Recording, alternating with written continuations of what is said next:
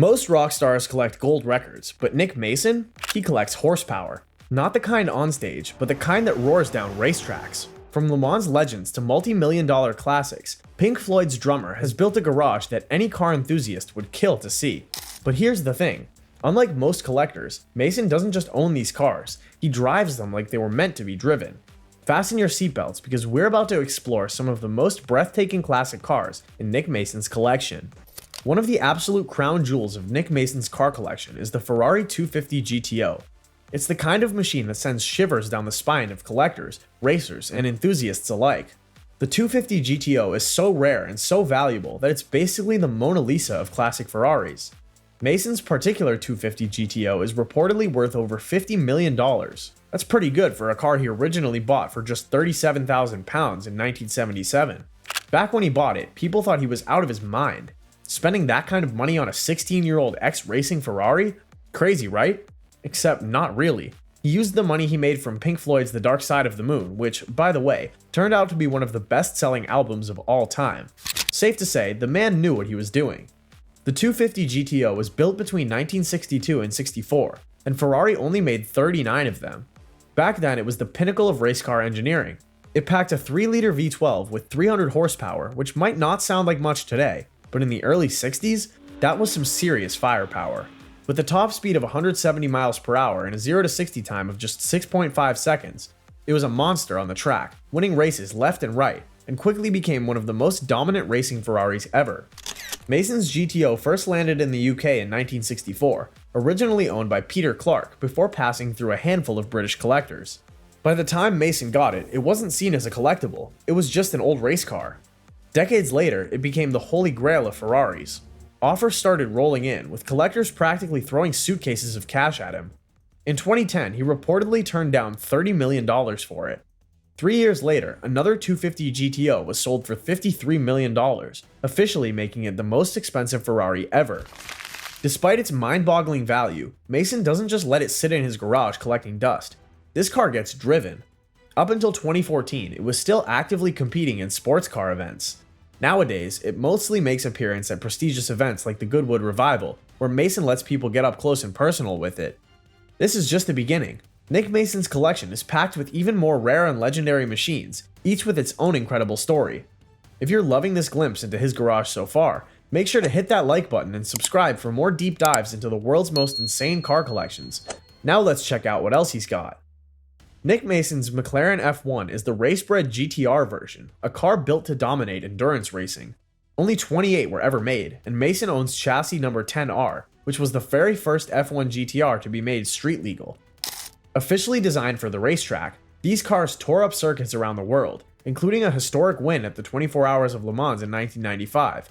Unlike the regular F1, the GTR featured a lower stance, a massive rear wing, and an even more extreme aerodynamic design. It's basically a spaceship on wheels. Under the hood sits a 6.1-liter naturally aspirated BMW V12, churning out around 600 horsepower. That might seem like a downgrade from the road-going F1, which made 627 horsepower, but the GTR was built for the track, not just raw power.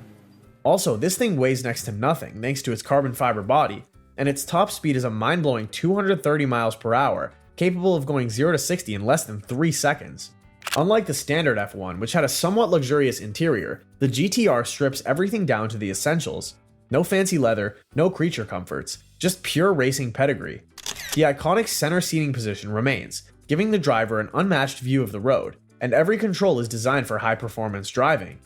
Mason didn't buy this car just to let it sit in a collection. He actually bought it from Ron Dennis, the legendary McLaren boss himself, and it's been a part of his fleet ever since. Despite being a full-blown race car, it's been seen driving on public roads. The F1 GTR has only gotten more valuable over time. Today, one of these could easily fetch over $15 million. One of the old-school racing legends in Nick's collection is his Bugatti Type 35B, a machine that ruled the racetracks of the 1920s, racking up over 2,000 victories. If you think about the golden era of Grand Prix racing, this car was the king of the jungle. The Type 35 was Ettore Bugatti's masterpiece, built to be as light as possible while packing serious punch under the hood. No surprise it became one of the most successful race cars of all time. The 35B variant Mason owns takes things up a notch with a supercharged 2.3-liter straight-8 engine, pumping out close to 140 horsepower. That might not sound earth-shattering today, but back then, that was some serious muscle, pushing the car to a top speed north of 134 miles per hour. Mason didn't just stumble upon this beauty in showroom condition, he bought it in pieces back in the 70s and painstakingly rebuilt it around an original chassis.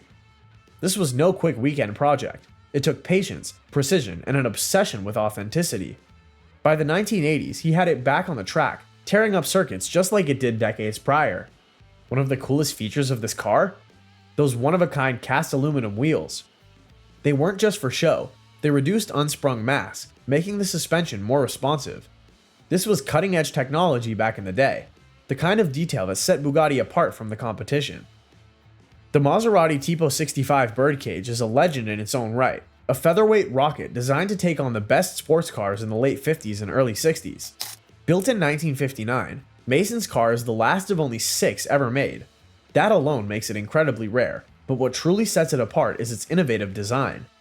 The birdcage nickname comes from the car's revolutionary frame, a latticework of over 200 tiny steel tubes, all welded together to create an ultralight yet incredibly rigid chassis. This wasn't just some gimmick. The design significantly improved handling and performance, giving the Tipo 61 an edge over the competition. Stirling Moss himself took this car to the Nürburgring and smashed the lap record on its first outing. That tells you everything you need to know.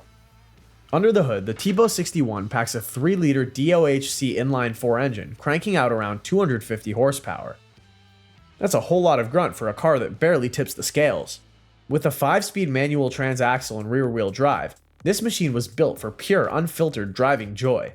No fancy electronics, no driver aids, just mechanical brilliance. Mason's connection to Maserati runs deep. He actually owned a Tipo 60 before this one, a slightly less powerful version of the birdcage. That car brought him one of his favorite racing memories, winning a Formula One support race at Silverstone in 1993 with a daring last lap pass. Picture a time in the 1930s when racing cars were long, lean, and built for speed with nothing but raw power and mechanical grit. That's where the Aston Martin Ulster comes in. A pre-war racing beast with a little 1.5 4-cylinder machine that was an absolute rocket for its time, topping out at over 100 miles per hour.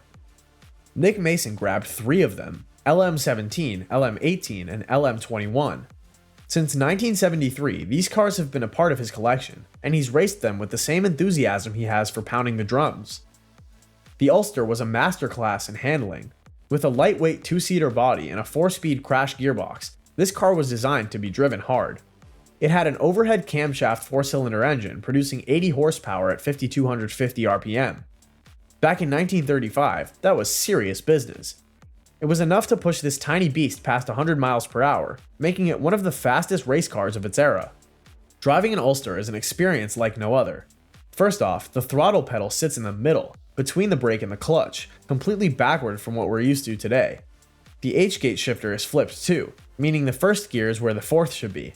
Imagine getting in one of these for the first time and trying to take off without stalling or grinding gears into oblivion. Mason has mastered it though, taking these vintage racers out for spins at events like the Goodwood Members Meeting, even in the rain. Value-wise, back in 2019, an Ulster LM was estimated to be worth around $3 million. Owning one is rare. Owning 3? Rockstar status. Built with one goal in mind, going fast, the Ferrari F40 didn't have fancy screens or driver aids, just a twin-turbocharged 2.9-liter V8 strapped into a carbon fiber and Kevlar body, pushing out a ridiculous 478 horsepower. Mason owns chassis number 78122, making him one of the lucky few to get their hands on this beast when it was new. He wasn't the only member of Pink Floyd to own one though. Guitarist David Gilmour had chassis 78036, meaning these guys not only played together, but also drove together in some of the most exciting cars ever built. It weighs just 2,425 pounds thanks to its lightweight construction, which included tubular steel, carbon fiber, and Kevlar. Even the glass was swapped out for lightweight Lexan, all in the name of saving weight. The result was a 0 to 60 time of just 4.1 seconds and a top speed of 197 miles per hour. Some even claimed it could hit 200. The F40 was more about the way it made you feel. The 5-speed manual transmission was stiff, the clutch was heavy, and the turbos didn't just spool up, they hit you like a freight train. 1 second you're cruising, the next you're rocketing forward with a soundtrack that could make your heart pound faster than a Pink Floyd drum solo. Inside, it's as bare bones as Ferrari gets. no door handles, just a piece of string to pull the doors shut. The seats were carbon composite shells covered in thin fabric. Even the dashboard and transmission tunnel were wrapped in vicuna cloth, a material Ferrari used to keep things as lightweight as possible. The goal was simple. Nothing that didn't make the car go faster was included. It was as close to a race car as you could get for the road. Mason didn't just buy this thing to look at it. He actually modified it, designing a 3-section louvered rear plexiglass cover to improve rear visibility. If you've ever driven an F40, you know that rear visibility is basically non-existent, so this was a clever upgrade. Most people would be too scared to touch an F40, let alone make changes to it, but Mason is no ordinary collector. He treats his cars like they're meant to be treated, driven. Unlike many collectors who let their cars sit under glass, Nick's Porsche 962 has been properly raced. It was originally campaigned by Richard Lloyd Racing, a team known for pushing Porsches to their limits. This particular 962 features a Nigel Stroud-designed honeycomb chassis, an innovative design that made it lighter and stronger than most of its rivals. It had some serious track credentials before it ended up in Mason's hands. Driven by legendary racers like Derek Bell, James Weaver, and Tiff Needle, it took on the world's best at venues like Jerez, Nürburgring, and Tampa, frequently finishing in the top spots. By the time Mason got his hands on it, it had already carved out a reputation as a true endurance racing hero. Under the hood, or more accurately, behind the driver's seat, sits a turbocharged flat-six engine that could churn out up to 880 horsepower in certain configurations. The car's rear mid-engine layout, combined with its advanced aerodynamics, made it one of the fastest machines of its era. Officially, some versions of the 962 were clocked at a blistering 251.4 miles per hour. That's faster than most modern hypercars. What really made the 962 special wasn't just its speed, it was its adaptability. Porsche developed the car to meet IMSA's stricter safety regulations, extending the wheelbase to move the pedal box behind the front axle. This small change not only made it safer, but also made it eligible to race in IMSA's GTP category, something its predecessor, the 956, couldn't do. Throughout its racing career, the 962 was continuously modified, with different teams tweaking its bodywork, suspension, and engine configurations. It became a platform for endless innovation, and that's part of why collectors like Mason hold it in such high regard. Today, Mason's 962 has been restored to its stunning 1989 Cabin Le Mans livery, a striking look that perfectly encapsulates its racing pedigree. Nick Mason's 1955 Jaguar D-Type is one of the most beautiful racing cars ever created. Mason has owned this car since 1976, and despite being a hardcore racer, he hasn't pushed this one to its limits all that often. It wasn't until the 79th members meeting at Goodwood that he decided to take it back onto the track. Even so, it's safe to say that his D-Type has spent most of its time being admired rather than abused. The Jaguar D-Type helped Jaguar dominate Le Mans, winning the legendary race 3 times in a row, 1955, 56, and 57. At a time when aerodynamics was still a developing science, the D-Type's sleek, curvaceous bodywork gave it a distinct advantage. The long-nose version, like Mason's, were designed to slice through the air with even greater efficiency, making them some of the fastest cars of their time. Powering this beauty is a 3.8-liter straight-six engine, dry-sumped and producing between 250 and 306 horsepower, depending on its configuration. Paired with a 4-speed all-synchro mesh gearbox, twin-plate clutch, and limited slip differential, the D-Type was built for one thing: speed. Its chassis is another marvel. Instead of the traditional ladder frame setup, Jaguar gave the D-Type a monocoque construction, a revolutionary design at the time. This elliptical-shaped structure not only made the car incredibly rigid, but also reduced drag, making it one of the most aerodynamically advanced cars of its era. The suspension was equally sophisticated, featuring a double wishbone setup in the front, and a solid axle with trailing links at the rear. Combined with torsion bars and telescopic dampers, the D-Type offered handling that was leagues ahead of its competitors. Also, Jaguar was one of the first manufacturers to equip their race cars with disc brakes on all 4 wheels, giving the D-Type superior stopping power. Nick Mason could have gone the predictable route. He could have picked up a red LaFerrari like so many others, but no, he had to do things differently. His LaFerrari is finished in a stunning shade of blue posy, a deep rich blue that holds historical significance. Ferrari created this color as a tribute to Charles Posey, a French racing driver and Ferrari importer who raced his cars in a similar dark blue shade. Like all LaFerraris, this is powered by a naturally aspirated 6.3-liter V12 paired with an energy recovery system. Together, they deliver a staggering 950 horsepower and 664 pound-feet of torque. With an experienced driver behind the wheel, it'll rocket from 0 to 62 in under 3 seconds, hit 186 in around 15 seconds, and keep going until it passes 217 miles per hour. Mason doesn't just park his LaFerrari in a garage to collect dust. The man loves to drive, and he's not afraid to push his cars to their limits. His LaFerrari has been spotted tearing through the streets of London, where that deep blue paint gleamed under the city lights. It's even made an appearance at the 2018 London Concours, an automotive garden party where the world's most exquisite cars gather for enthusiasts to drool over. His love for high-speed toys isn't just limited to himself. His daughter, Holly Mason Franchitti, is also a racing fanatic, proving that the passion for speed runs in the family.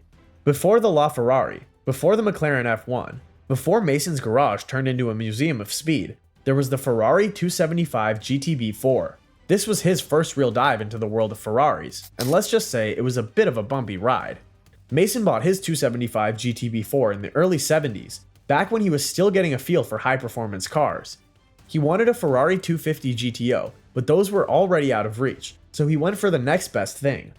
On the surface, the 275 GTB4 looked like the ultimate Italian Grand Tourer, beautiful, powerful, and capable of thrilling drives.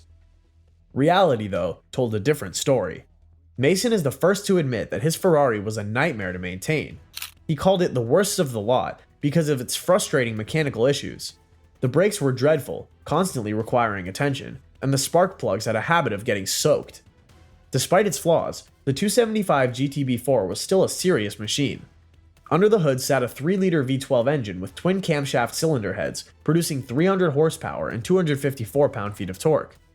With the 5-speed manual transmission and rear-wheel drive, it had all the right ingredients for a thrilling drive, assuming you could keep it running.